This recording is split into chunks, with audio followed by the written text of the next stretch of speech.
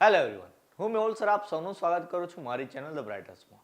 તો આજના વિડીયોની અંદર આપણે ડિપ્લોમા સેમેસ્ટર 2ના subject basic object oriented programming એટલે કે BOOPના ચેપ્ટર નંબર 4 અને 5ના એમપી ક્વેશ્ચનનો અભ્યાસ કરીશું.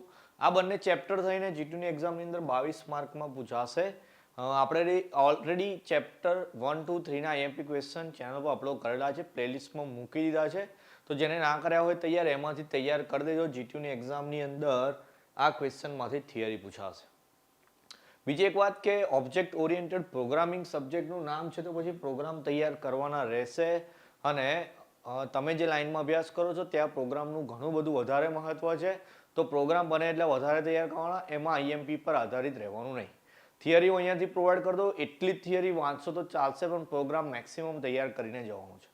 ચેપ્ટર 4 અને 5નો કમ્બાઇન વિડીયો બનાવું છું. એક્ઝામ નજીક આવે ઘણા બધા છોકરાઓ ડિમાન્ડ કરે છે, તો એક જ વિડીયોની અંદર બંને ચેપ્ટરના એમસીક્યુ જોઈ લઈએ આપણે. ચેપ્ટર નંબર 4 છે, 16 માર્કનું છે. એમાંથી કઈ કઈ થિયરી કરવાની છે કહી દઉં. તો સૌથી પહેલા inheritance and its types. Okay, તો કેવી રીતે લખીશું આન્સર? તો ઇનહેરિટન્સ શું છે અને શાના માટે યુઝ થાય છે. ઓકે, એ લખ્યા પછી એની સિન્ટેક્સ લખવાની અને એના પછી એની ટાઈપ્સ. આઈ થિંક 5 ટાઈપ્સ આપેલી છે. એનો તમે સ્કેમેટિક ડાયાગ્રામ ડ્રો કરો અને દરેક વિશે એક એક લાઈન લખશો તો બી સારી ઇમ્પ્રેશન પડશે એક્ઝામની અંદર. ચલો, એના પછી SS specifiers in C++. Okay, C++ની અંદર કયા કયા સ્પેસિફાયર્સ છે એના નામ લખવાના, દરેક વિશે એક એક પોઈન્ટ લખો તમે. ઓકે, એ રીતે એનો આન્સર લખવાનો. 3 કે 4 માર્કની અંદર પૂછાશે એક ક્વેશ્ચન. એના પછી થર્ડ ક્વેશ્ચન છે concept of hierarchical inheritance with example. Okay, ચલો 7 માર્કનો ક્વેશ્ચન છે, મોસ્ટ આઈએમપી ગણાશે. આ ચેપ્ટર નંબર 4નો 16 માર્કનું ચેપ્ટર છે એટલે 7 માર્કનો બી પ્રશ્ન પૂછાશે. તો આ જે ક્વેશ્ચન છે 7 માર્કની અંદર તમારો મોસ્ટ આઈએમપી છે. વિથ એક્ઝામ્પલ લખવાનું છે એટલે કે એની સાથે એક પ્રોગ્રામ બી તમારે રેડી કરવાનો કે જેમાં આનો યુઝ થતો હોય. તો આઈધર આ થિયરી 7 માર્કમાં પૂછાય, આઈધર એવું લખીને આપે કે કોઈક પ્રોગ્રામ લખો જે આના બેઝ ઉપર હોય. ઓકે, તો તમારે થિયરી તો આ તૈયાર કરવાની છે. થિયરીની અંદર ફરી એકવાર કહી દઉં, શાનામાં જે યુઝ થાય છે એની સિન્ટેક્સ શું છે એ લખ્યા પછી એનું એક્ઝામ્પલ તમારે લખવાનું રહેશે. ચોથા નંબરનો ક્વેશ્ચન છે આપણો explain abstract class with example. Okay, ચલો એબ્સ્ટ્રેક્ટ ક્લાસ શું છે ફરી એકવાર એ જ રીતે લખીશું આન્સર કે એ શું છે, શાના માટે યુઝ થાય છે, એની સિન્ટેક્સ શું છે. અહીંયા બી એની સાથે એક્ઝામ્પલ એવું લખેલું છે તો આપણે એનું એક એક્ઝામ્પલ લખીશું. હવે 3 માર્કની અંદર પ્રશ્ન પૂછાય ને વિથ એક્ઝામ્પલ બી લખેલું હોય, મે બી આમ તો 4 માર્કની અંદર જ એવું આવશે, પણ 3 માર્કની અંદર બી એક્સપ્લેન કરવાનું હોય, એક્ઝામ્પલ લખવાનું હોય તો ત્યાં તમારે કોઈ શોર્ટ પ્રોગ્રામ સિલેક્ટ કરવાનો. કારણ કે ભાઈ 3 માર્કની અંદર એટલો બધો લેન્ધી ક્વેશ્ચન ના લખાય કે આખો પ્રોગ્રામ બી લખીએ આપણે. કાં તો પછી તમે આવા ક્વેશ્ચનની અંદર જો 3 માર્કની અંદર પૂછાયું હોય તો ખાલી આ જ વસ્તુ જે જગ્યાએ યુઝ થતી હોય પ્રોગ્રામનો ખાલી એટલો જ બોડી પાર્ટ લખો તો બી ચાલે. અને એ બોડી પાર્ટને તમારે નીચે એક્સપ્લેન કરી લેવાનો કે અહીંયા આનો ઉપયોગ આ રીતે થાય છે. એટલે આ ક્વેશ્ચનની વાત નથી કરતો, તમારા આખા સબ્જેક્ટની અંદર કોઈ ક્વેશ્ચન એ રીતે 3 માર્કમાં આઈધર પૂછાઈ જાય કે એને એક્સપ્લેન બી કરવા કીધું છે અને પ્રોગ્રામમાં બી લખવા કીધું છે, તો પછી એ જે આપણે એક્સપ્લેન કરીએ છીએ એ પ્રોગ્રામની અંદર કઈ રીતે યુઝ થાય છે, તો પ્રોગ્રામનો એ જ બોડી પાર્ટ કે જ્યાં એનો યુઝ થતો હોય એ તમે લખીને એના વિશે સમજાવી દો તો બી ચાલશે. ઓકે, ચલો 5મો ક્વેશ્ચન છે hybrid inheritance with example.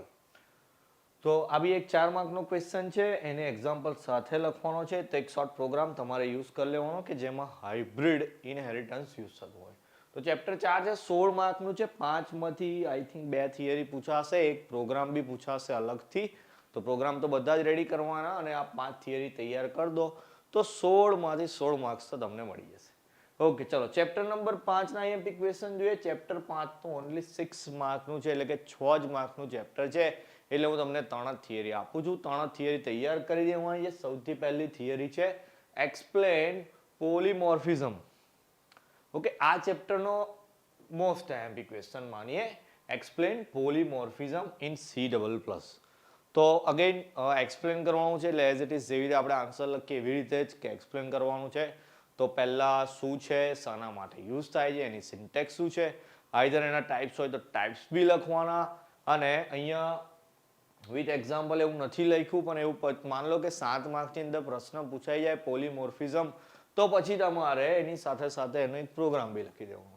Okay, ચલો બીજો ક્વેશ્ચન છે explain this pointer in C++. Okay, ચલો પોઇન્ટરનું નામ છે ધીસ પોઇન્ટર. ઓકે, તો ધીસ પોઇન્ટર શું છે એ એક્સપ્લેન કરવાનું છે. 4 માર્કની અંદર પૂછેલો ક્વેશ્ચન છે.